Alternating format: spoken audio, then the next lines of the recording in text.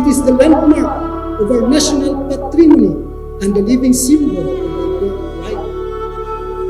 In its name, history records the founding and building of the nation.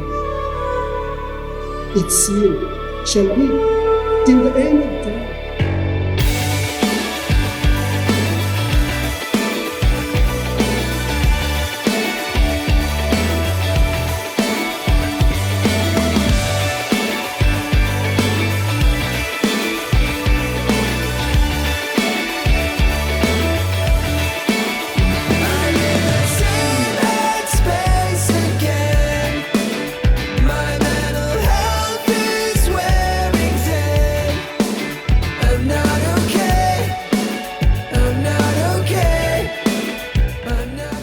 To set a guard over our thoughts, a watch to our lips, and post a sentinel over our actions, thereby preventing the approach of every unworthy thought, speech, and deeds, and preserving consciences void of offenses toward God and man.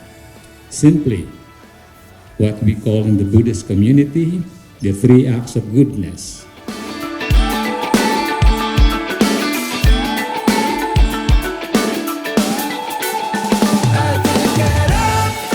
Do you submit to these charges and promise to conform to these regulations as masters have done in all ages before you?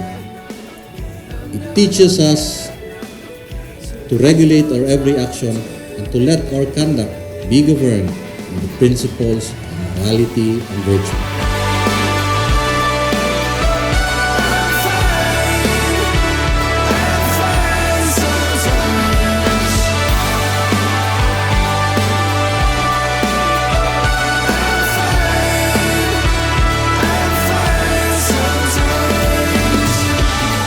Friends of Basin, ladies and gentlemen, good evening. Put the vision of the leadership. However, for me, the vision has already started. It was all for the harmony of the brethren and to make us even better. This installation, every member has put in their effort, money, and their time to make it a success.